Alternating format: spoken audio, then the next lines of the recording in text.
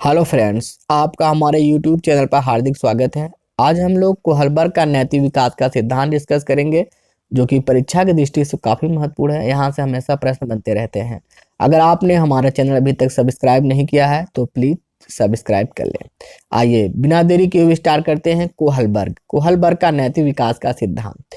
तो यहाँ पर आप नैतिक विकास का सिद्धांत, तो आप नैतिकता का अर्थ जरा हम समझ लेते हैं। देखिए, बालक जब पैदा होता है तो उनमें नैतिकता नहीं होती है, ना वो नैतिक होता है, वो न अनैतिक होता है। नैतिकता वह है जो हमें सही कार्य और गलत कार्य में अंतर बताती है। नैतिकता वह होती है जो हमें गलत कार्य को करने से रोकती है। नैतिकता वो हमारा सद्गुण है जो हमें अच्छे कार्य को करने के लिए प्रेरित करती है। पियाजे की तरह कोहलबर्ग ने भी माना कि बच्चों का जो नैतिक विकास होता है चरणों में होता है। इसके लिए इन्होंने 20 साल तक बच्चों का साक्षात्कार किया और इस साक्षात्कार में बच्चों को उन्होंने कहानियां सुनाई और जिनके पात्र हमेशा नैतिक दुविधा में होते थे। इनमें सबसे जो फेमस कहानी है वो है हाइंज नाम के एक व्यक्ति थी। हाइंज नाम के एक व्यक्ति की है जिसकी पत्नी बहुत बीमार थी। डॉक्टरों ने जवाब दे दिया था। उन्होंने कहा, आपकी पत्नी बच सकती है, बस एक दवा ऐसी है जो आपकी पत्नी की जान बचा सकती है। उस दवा का नाम क्या था? उस दवा का नाम था रेडियम। उस दवा का क्या नाम था? उस दवा का नाम था रेडियम। दवा का नाम था रेडियम, जो अभी हाल ही में एक फार्मासिस्ट कंपनी ने बनाई थी और उस दवा की कीमत $200 थी। मगर जब हाइन उस दवा को लेने के लिए जाता है तो वो उसकी कीमत 10 गुना बताता है, मतलब $2000 बताता है। तो हाइंज लौट कर चला आता है। वो अपने सगे संबंधियों के पास जाता है और उनसे पैसे मांगता है, तो उसके पास कुल $1000 का ही बंदोबस्त हो पाता है। तो वो फार्मासिस्ट के पास जाता है, कहता है कि आप मुझे दवा दे दीजिए, इससे मेरी पत्नी की जान बच जाएगी, बाकी जो आपके पैसे होंगे मैं आपको लाकर दे दूंगा। तो फार्मासिस्ट इनकार कर देता है दवा देने से और वो चला आता है। अब हाइंज ये निश्चय कर लेता है कि वह दवा को लेगा। इसके लिए वह दुकान का शटर तोड़कर उस दवा को चुरा लेगा। आइए पहले हम समझ लेते हैं कि नैतिक दुविधा क्या है। नैतिक दुविधा वह स्थिति होती है जब आपके पास जितने भी उपलब्ध ऑप्शन होते हैं उनमें से आपको किसी एक को चुनना होता है और किसी एक को चुनेंगे दूसरे को खोना पड़ेगा। यही आपकी नैतिक दुविधा है। सपोज कीजिए हाइंज की नैतिक दुविधा यह है कि उसे अपनी पत्नी की जान बचानी है, इसके लिए उसे चोरी करना पड़ेगा। अब वो सोच रहा, अगर मैं चोरी नहीं करूंगा तो मेरी पत्नी की जान चली जाएगी, अगर मैं चोरी करूंगा तो मेरी पत्नी की जान बच जाएगी। क्योंकि उसको मालूम था कि चोरी करना पाप है, इसलिए वो नैतिक दुविधा में था। क्या था वो? नैतिक दुविधा में था कि चोरी करूं कि ना करूं। अगर चोरी नहीं करता हूं तो मेरी पत्नी की जान चली जाएगी, अगर चोरी करता हूं तो मेरी पत्नी की जान बच जाएगी। ये उसकी नैतिक दुविधा थी कि जब वो दो परिस्थितियों में से किसी एक को नहीं चुन पा रहा था। और नैतिक तड़कड़ा क्या है? जब उसने ये डिसाइड कर लिया कि हाँ मुझे अब चोरी करना है क्योंकि मुझे अपनी पत्नी की जान बचानी है, तो यह नैतिक तड़कड़ा है। जब आप किसी उपलब्ध परिस्थितियों में से किसी एक का चयन कर लेते हैं उसके राइट और रॉन्ग के हिसाब से, तो यह आपका हो जाएगा नैतिक तड़कड़ा। और जब आप ये चुन नहीं पाते हैं किस ऑप्शन को चुने, तो वो हो जाएगा आपकी नैतिक दुविधा। सपोज कीजिए आप तैयारी कर रहे हैं और आपका टीचिंग का भी जॉब लग जा रहा है और रेलवे में एक अधिकारी का पोस्ट भी आ जा रहा है। अब आपके सामने नैतिक दुविधा उत्पन्न हो गई, टीचिंग को चुनूं कि रेलवे का जॉब चुनूं। तो आप इस दुविधा में हैं। मगर जब आप ये राइट और रॉन्ग का डिसीजन कर लेते हैं, नहीं मुझे टीचर बनना है, तो ये आपकी हो जाएगी नैतिक तड़कड़ा। जब आप उपलब्ध परिस्थितियों में से किसी एक का चयन कर लेते हैं तो हो जाएगा नैतिक तड़कड़ा। नहीं कर पाते हैं तो आपकी नैतिक दुविधा है। अब आइए स्टार्ट करते हैं।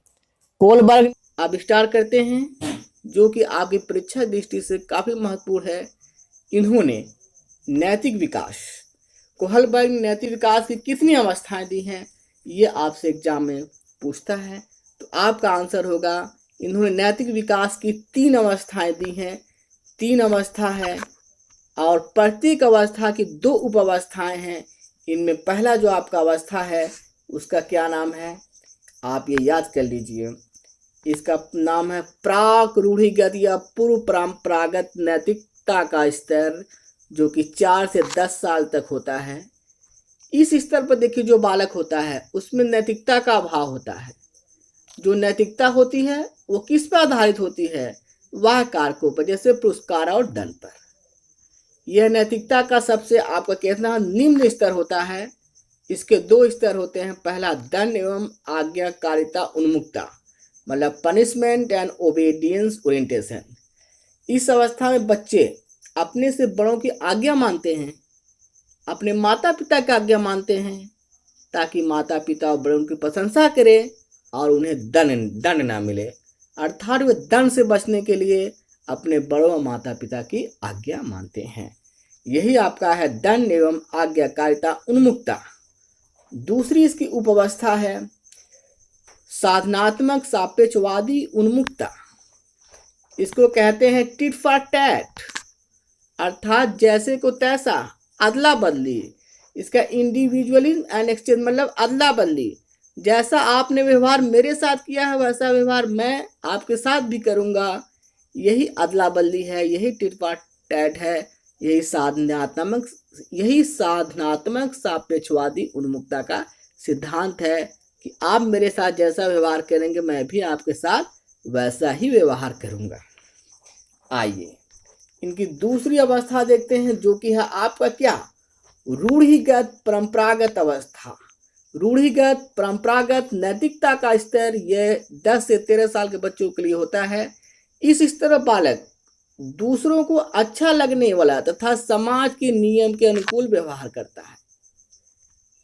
इसमें बालक यह चाहता है कि मैं वो व्यवहार करूं जो दूसरे लोग पसंद करें और वो समाज के अनुकूल हो। इसकी पहली अवस्था में क्या है, प्रशंसा की अवस्था और good boy and good girl image. बालक ये चाहता है क्या, वो प्रशंसा पाना चाहता है, इसलिए वो ऐसा काम करता है कि समाज के जो लोग हैं उसकी प्रशंसा करें। इसलिए वह प्रशंसा पाने के लिए अच्छे अच्छे कार्य करता है।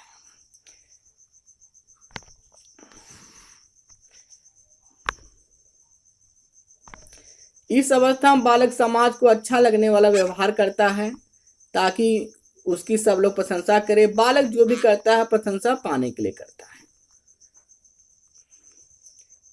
यह आपकी चौथी अवस्था, सामाजिक नियम और कानून। यह आपकी चौथी उपअवस्था है, सामाजिक नियम और कानून उन्मुक्ता है। यहाँ पर बालक समाज के नियम और कानून को मानता है। उसके अनुसार समाज के जो नियम बनाए गए वो लोगों के भले के लिए, हमें उनका पालन करना चाहिए। सामाजिक नियम और कानून उन्मुक्ता, बालक कहता है कि जो समाज के नियम हैं, जो समाज के रूल और रेगुलेशन है, हमें फॉलो करना चाहिए। अगर हम फॉलो नहीं करेंगे तो हमारे सामने समस्या उत्पन्न हो जाएगी। इसलिए हमें समाज के नियम को पालन करना चाहिए।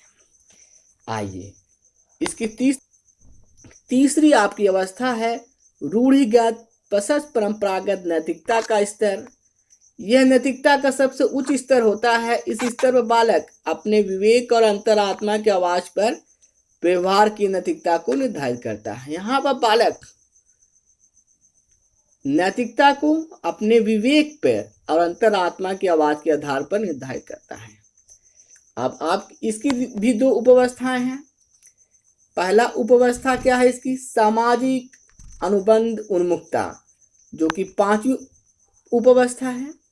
सामाजिक अनुबंध उन्मुक्ता, इस अवस्था के लोग समाज द्वारा बनाए गए नियम और कानून का पालन करते हैं। नियम और कानून का पालन करते हैं और उनका यह भी मानना है कि आवश्यकता पड़ने पर, उनका यह भी मानना है कि इस अवस्था के लोग समाज के द्वारा बनाए गए नियम और कानून का पालन करते हैं। उनका यह भी मानना है कि आवश्यकता पड़ने पर समाज के बनाए नियमों को तोड़ा जा सकता है। समाज के नियम कानून को अपने तरीके से परिभाषित करने लगते हैं, क्या सही है क्या गलत।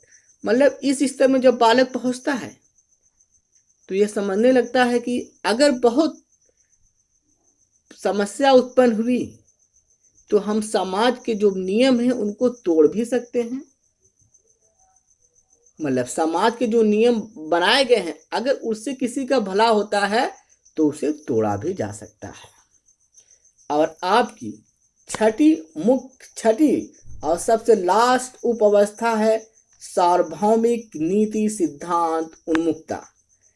यह आपकी छठी उपावस्था है सार्वभौमिक नीतिपरक सिद्धांत उन्मुखता। यह नैतिकता का सबसे उच्च स्तर है। यहाँ के लोग अपने बारे में नहीं, समाज के बारे में नहीं, बल्कि पूरे देश के भले के बारे में सोचते हैं। इस स्तर पर बालक अपने विवेक का प्रयोग करने लगता है। मतलब जब इस स्तर पर बालक पहुंचता है तो अपने बारे में नहीं, समाज के बारे में नहीं, देश के बारे में सोचने लगता है। जैसे समाज में जो बाल विवाह प्रचलित है तो बालक को ये लगता है कि यह गलत है, मगर सब कहते नहीं कि सभी, क्योंकि सब ऐसा कहने से डरते हैं। केवल कुछ ही लोग ऐसे हुए हैं जिन्होंने बाल विवाह के खिलाफ आवाज उठाई, जैसे राजा राम मोहन राय। समाज में तो बहुत लोग हुए मगर किसी ने आवाज नहीं उठाया। बहुत ऐसे कम ही लोग इस स्तर तक पहुंचते हैं जो अपने बारे में नहीं पूरे देश के भले के बारे में सोचते हैं। यही सार्वभौमिक नीतिपरक सिद्धांत की उन्मुखता है। इस स्तर पर बहुत कम ही लोग पहुंचते हैं। यह नैतिकता का सबसे उच्च स्तर माना जाता है। आइए अब देख लेते हैं कोलबर्ग के सिद्धांत की आलोचना क्या क्या है। कोलबर्ग के सिद्धांत की आलोचना देखिए, कैरोल गिलियन जो कि एक अमेरिका की मनोवैज्ञानिक थी, इन्होंने कोहलबर्ग की सबसे ज्यादा आलोचना की। इनका कहना था कि कोहलबर्ग